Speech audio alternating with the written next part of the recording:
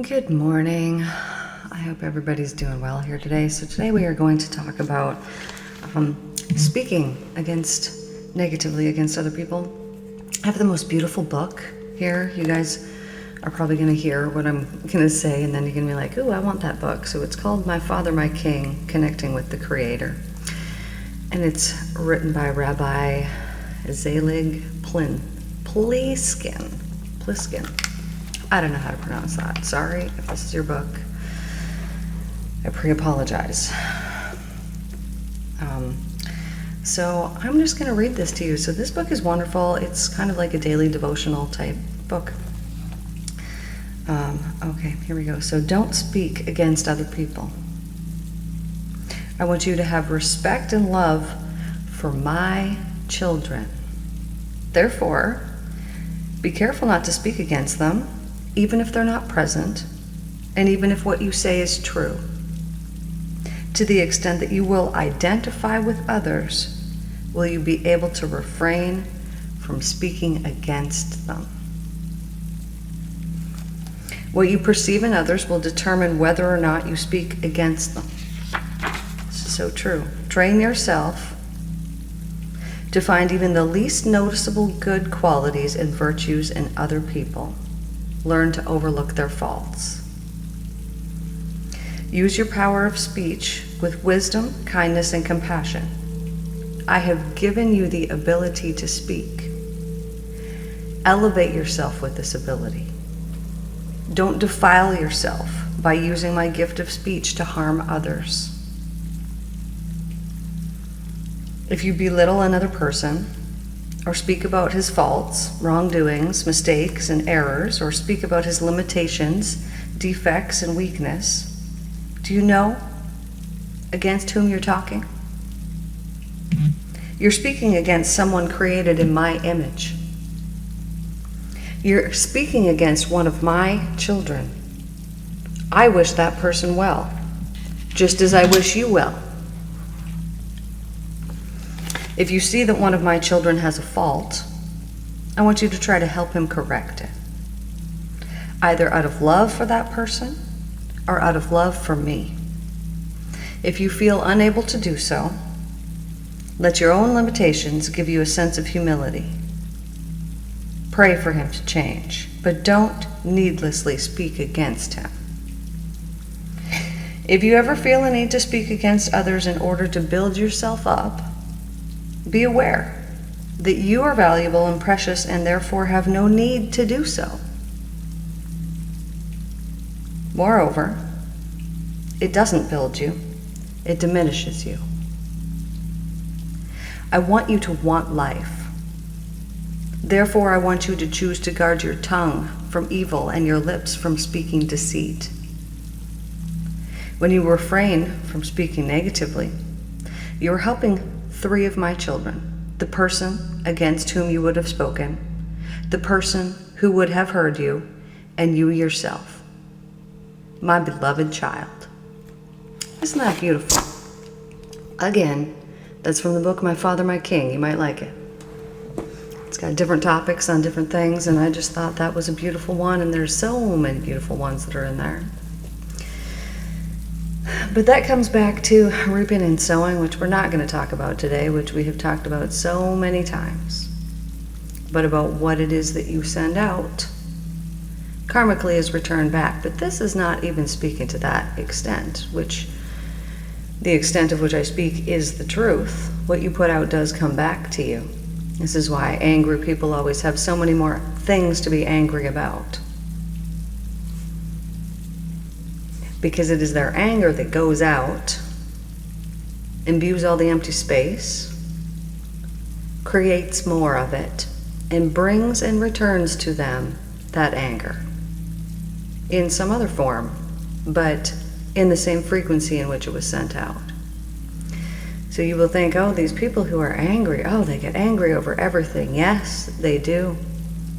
And in their world, their vibration, their frequency, what they have sent out is being returned back to them, and it is indeed their perspective about every situation that they are seeing that is filled with anger. They cannot see their way out of it.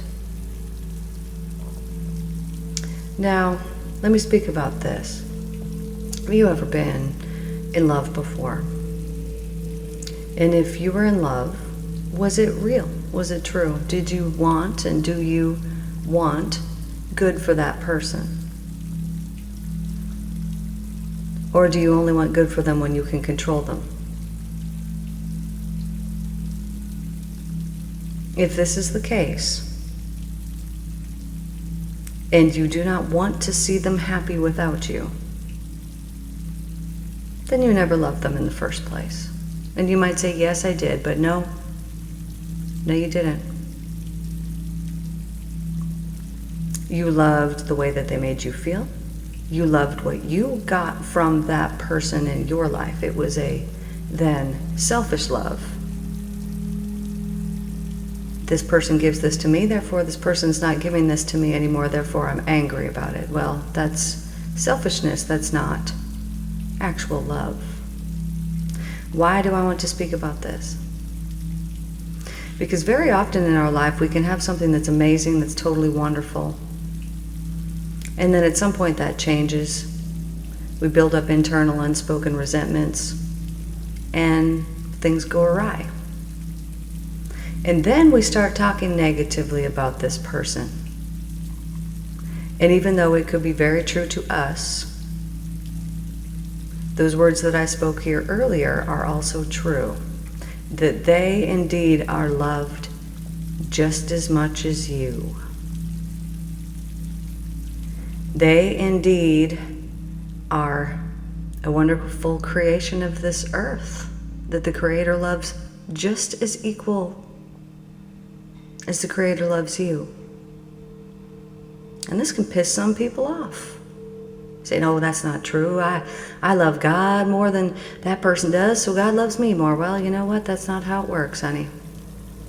Love is love, and it can be nothing other than what it is. And because God is love, God can be nothing other than what God is, what the divine is, just love. It is only people that step in with their minds and their mouths and try to draw separation between the divine and others. They try to cast spells in the ears of other people, and they say, oh, this person is all these kinds of things, and they might even make up pure blatant lies about them, hoping to entice other people into their trap, into their fabric of lies that they have woven into their life. Now here's the thing that happens with this. Then every person that has been lied to is now operating out of that lie as they believe it to be the truth. And therefore, their world is distorted. It is untruthful. And it is all because of someone who lied. So the distortions that will then happen in that person's life and the person who they have spoken about in their life, all of that karmic retribution will be returned to the sender. So it is not beneficial for you to speak one negative word about anybody, even if it's truthful. When you spread slander and gossip and lies, it's harmful. Now I know sometimes you have some situation in your life and you're like, I have to talk to somebody about this. Like, I don't know what to do. This is what's going on. And of course, by all means, when you are seeking to find a solution to something, of course you can speak about it. But there are ways that you can speak about things as to not sit there and call somebody all kinds of names and defile their character. There is ways that you can say exactly what happened without exaggerating it, without the intent of going and spreading it around and spreading gossips and rumor about that person. Oh, I'm a victim of this person. This thing has happened to me. There's ways that you can speak about it, and certain people that you definitely know that you can tell things, and there is definitely certain people that you know that you cannot. And you know that every time that you open your mouth and you say something to that person that you should not have said something to, you know indeed that they are going to spread it even farther. And it is through your knowing of this that you then have to hold on to the karmic retribution of what comes of that. Perhaps the ripples are endless. The divine loves you so much and wants to keep you safe and happy and wants you to want your life. And therefore, everything that you have is a gift from the Spirit, including that mouth of yours that speaks those words. And so when you can use that beautiful mouth to speak beautiful words, then you are honoring yourself, the divine creator, and all the other people who listen and receive the words that you are speaking.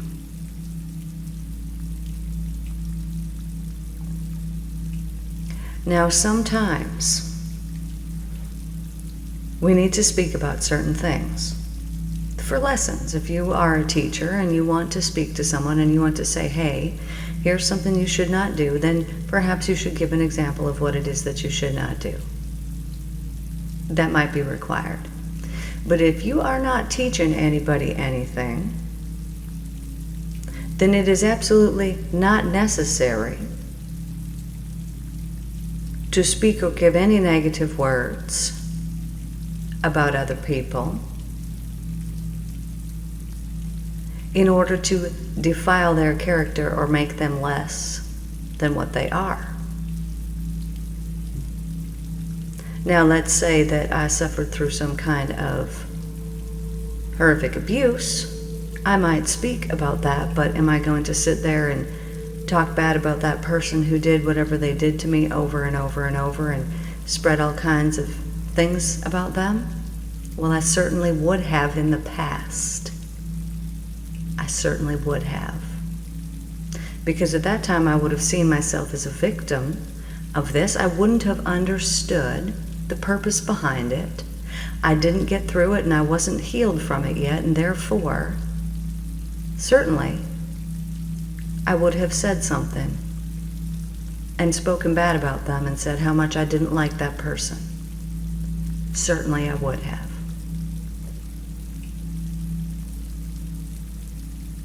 However, now,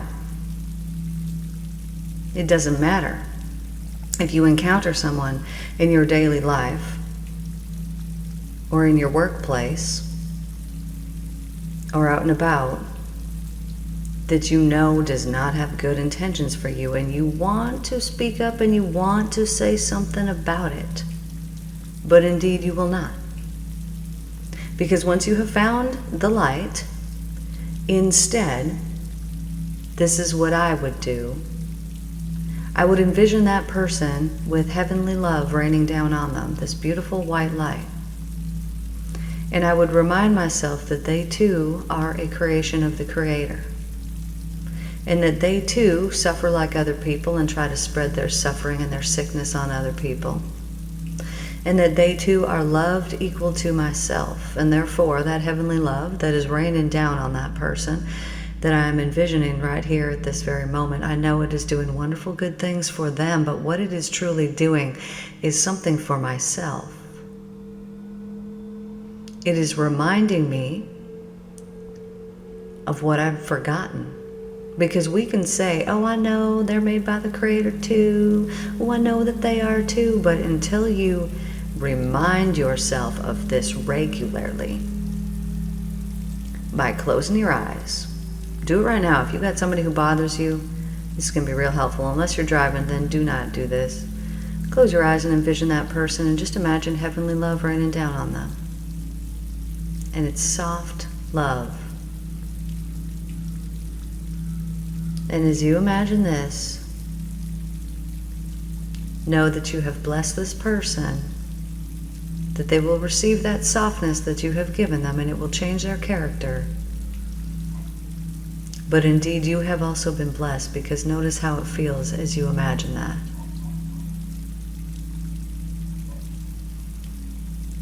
Excellent. And so you can do this with all kinds of people. You can do this with everybody. You can wake up in the morning and you can imagine every single person in your life having this beautiful heavenly love rain down on them. What a wonderful gift that would be that you would give. What a beautiful blessing that would be that you would be giving to all of those people that you envision in that heavenly love. Because indeed, telepathy is real, and indeed, by that act that you just did right now, it was received by them.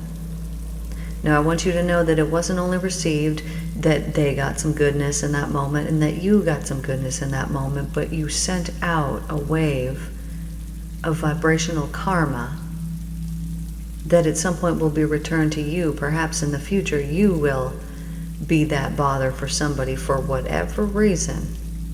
They will see those things in you that will trigger them, and perhaps this same favor will be returned to you in the future. But either way, whatever it is that you have sent out will be returned back to you.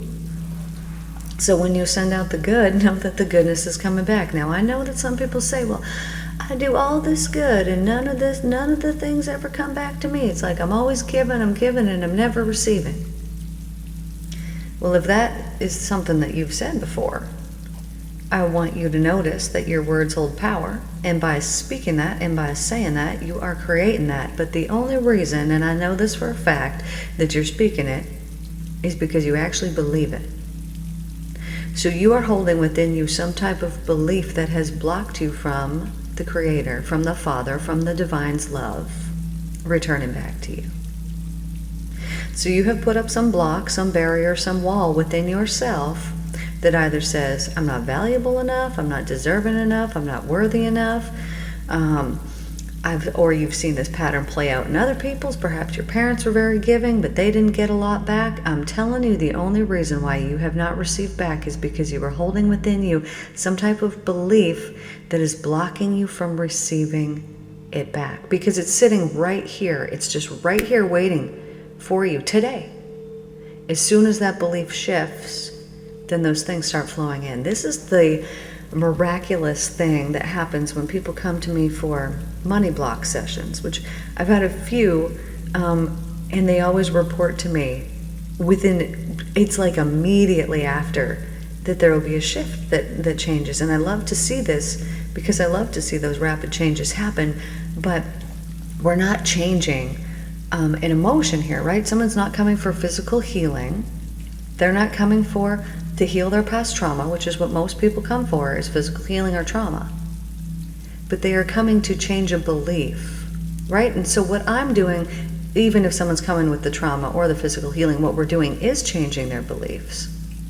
But this very specific thing for a money block is purely only belief.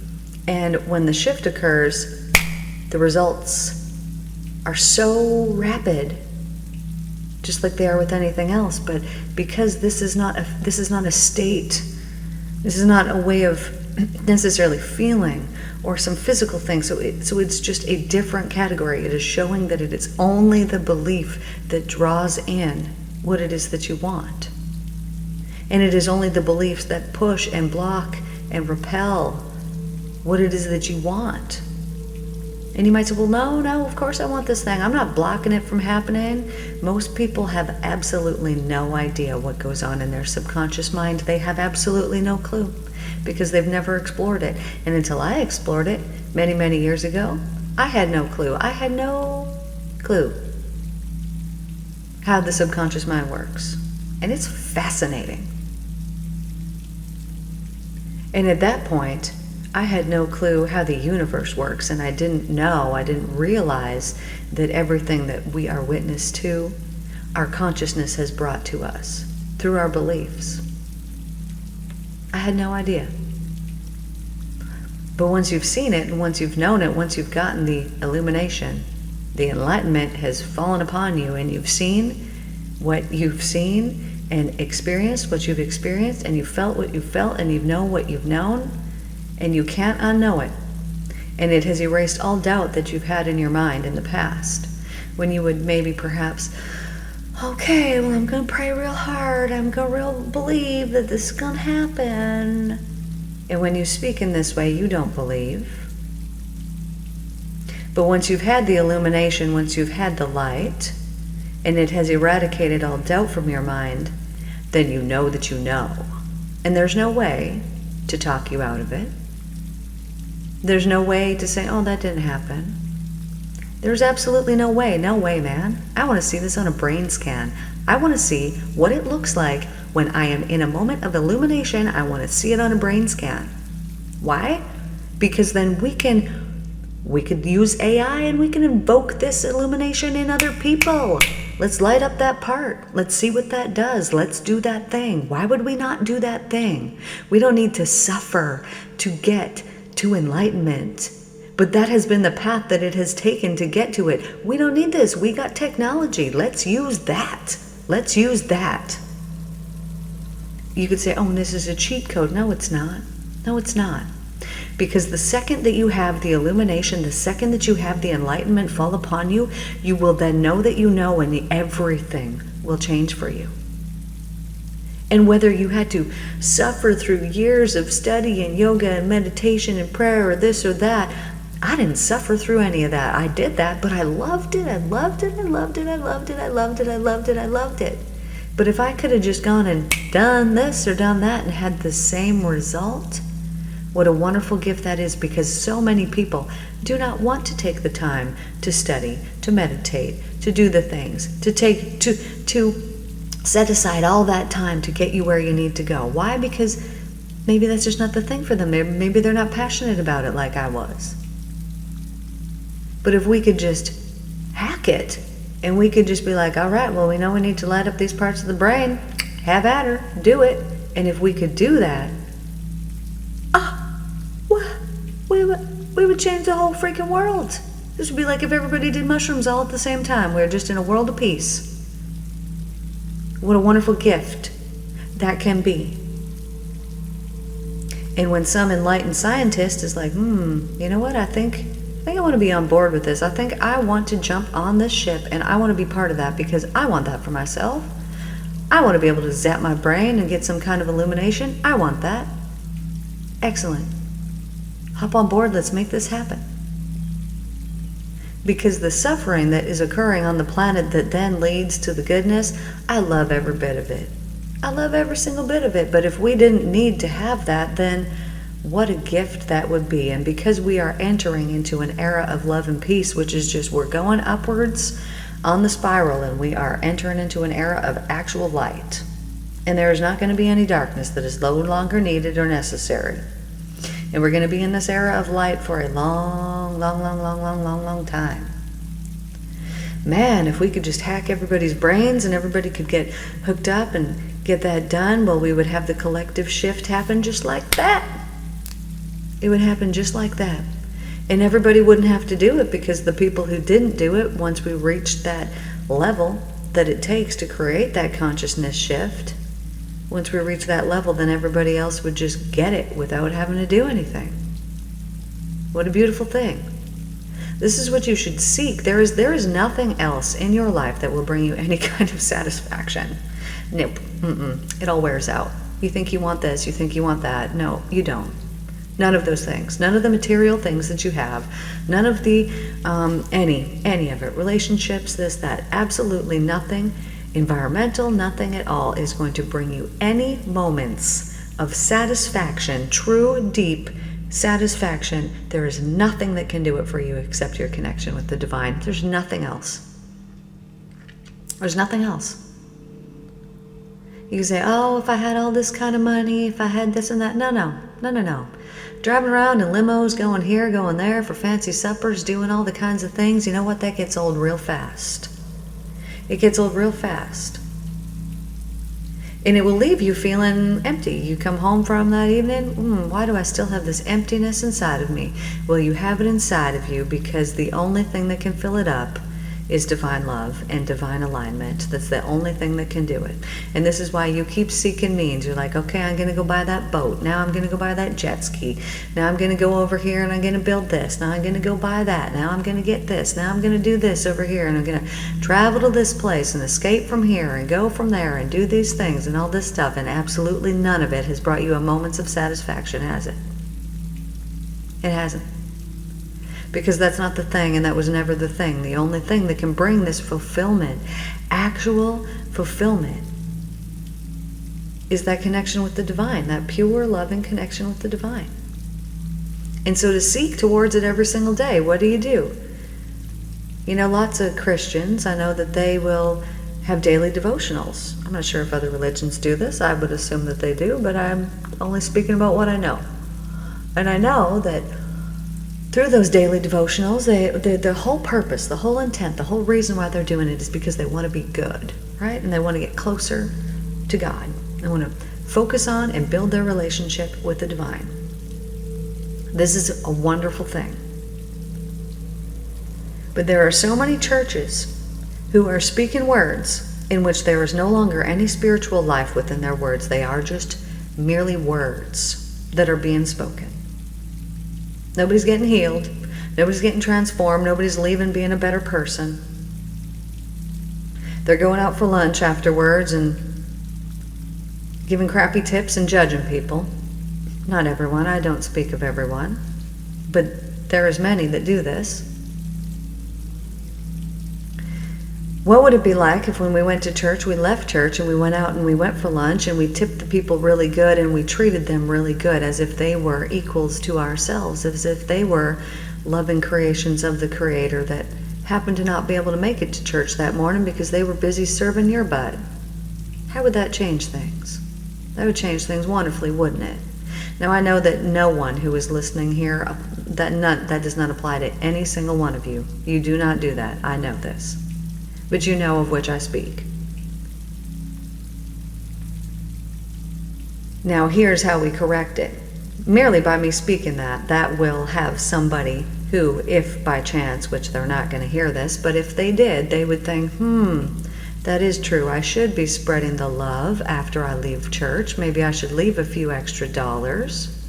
Maybe I should be extra kind and show that person the love of God that they missed that morning in their service, rather than judging and being above somebody else, because truly you're not. Nobody is. Not even myself. Not even yourself. Nobody that we know is above us. Nobody that we know is below us either. But when we act or we speak in this way, what do? We damage people. As it said in that book there, I want you to want your life. Now, if you want your life, I'll bet that you're a kind, caring, sweet, nice person. And I bet that you treat people really, really well. Now, if this is not the case, ask yourself, why is it that you are not kind, and why is it that you do not treat other people well? What is it about you? Because it's only about you and it's never about them. I hate to tell you, but it's the truth. What is it about you that needs to change? Why are you so angry? Follow that feeling that you have right there in the middle of your chest and that goes down into your arms and tightens up your arms. Where do you feel that anger within you? You know what anger is? It's always hurt. It's madness. I'm mad because I got hurt or I might get hurt. But it's sadness, it's disappointment, it's a feeling of hurt. And it comes out as anger. Now you say, no, this person did this to me, and so I'm angry at them. Yes, that person hurt you. It's hurt. That's the real emotion. So deal with that. Deal with the hurt, deal with the sadness, deal with the pain around that, and then all of a sudden you won't be an angry person anymore. Now, I don't know if anybody here listening today is an angry person. I hope that you're not, because that means that you've been hurt, and I'm sorry. But if this is the case, then I want you to focus on that hurt and that pain that you've had and to heal that. Because that is the cause of your anger. And you know what? You don't like to be around angry people, do you? No, you'd hate it. You'd avoid it at all costs.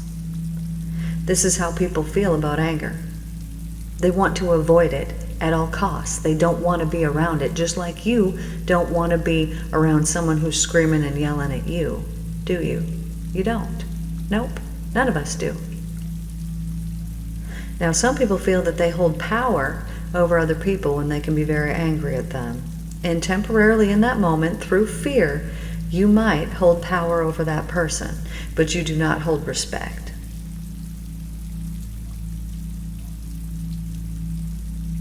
And if someone is afraid of you, if they fear you, then that takes away all that extra space, that energy that they could be using to love you. And instead, they're using that energy for fear, which is the opposite of love, which is the opposite of what you want. It's the opposite of what anyone wants. Now, one of you listening here today, you know exactly what I'm speaking about. You understand that at a very deep level. You got it. When I just said something there, a change was created in your mind. From now on, I'm doing things differently. But you've said this before. And you could do it differently, and you could choose and you could decide that you won't allow yourself. You could use that stubborn nature that you have, and you could choose to make it so that you don't allow yourself to ever, not one more time, speak out in a raging state. You could choose and you could decide this for yourself. And you could do this right now in this moment. But you're the type of person that when you mess up, then you say, screw it, doesn't even matter anymore, and you get all mad then at yourself, and you put that anger then on yourself, and you think that that is then acceptable. But I'm going to give you a hot tip here. You can choose, and you can make the decision to heal the hurt and be honest with it. So I want you to take a pen and a piece of paper, and I want you to write down, I feel hurt because. Write it all out. Then maybe you want to start another sentence that says, I also feel hurt because, and then write that out. And then I also feel hurt because, till you've got nothing left to write.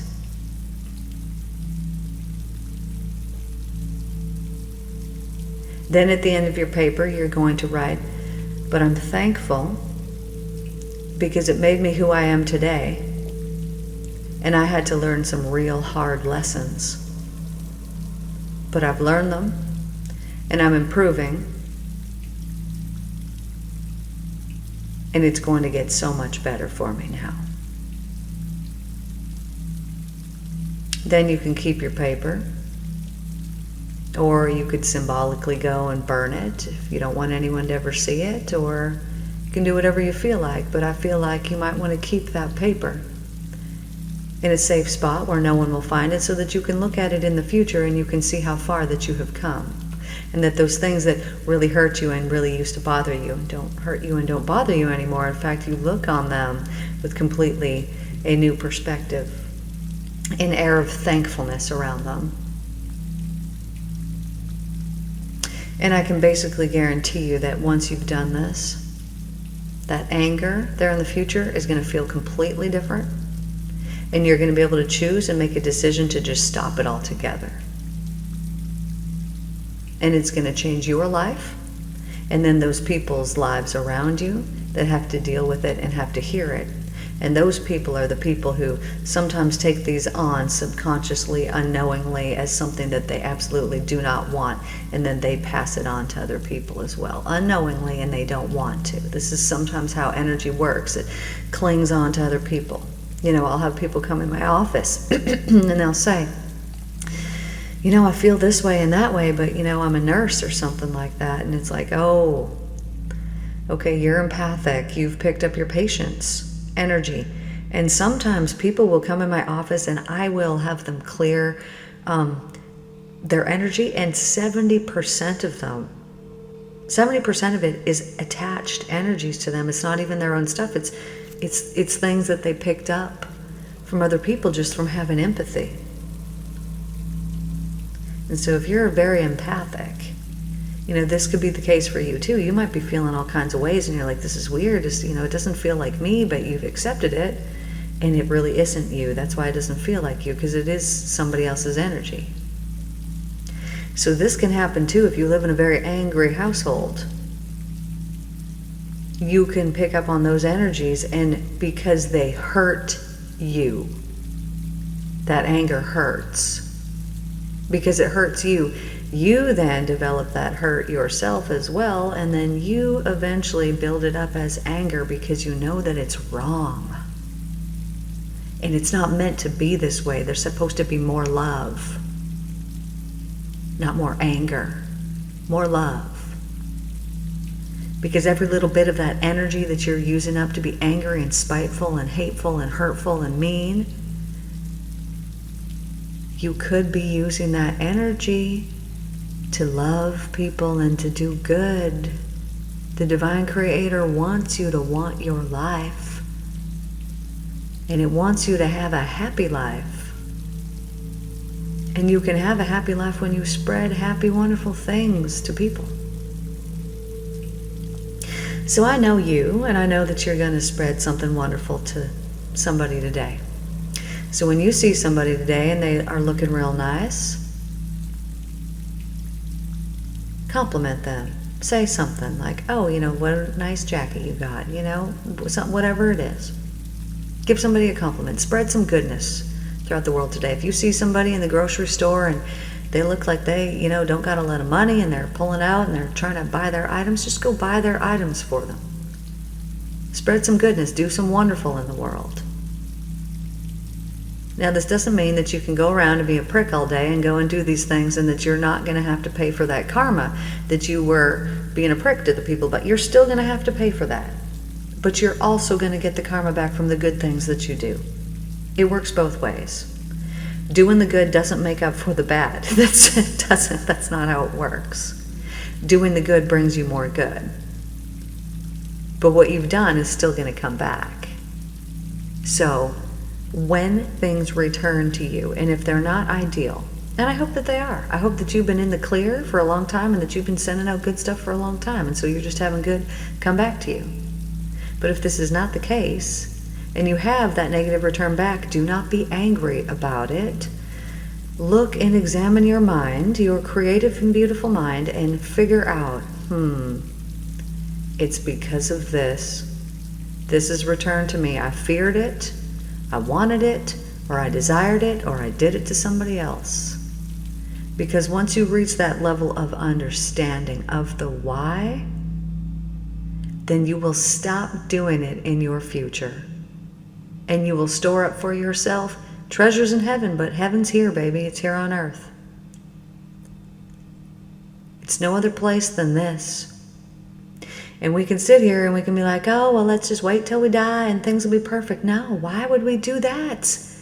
It's life. Life. Let's make our lives good. Let's make this life here on this planet wonderful. We don't need to wait to die for this to happen. We can do it right now. Let's create this change. Let's create heaven. We are creating an era of love and peace, and it is our every loving thought that is a transforming influence on this planet. So examine your thoughts and send out the good ones. Speak the good words. Spread the love.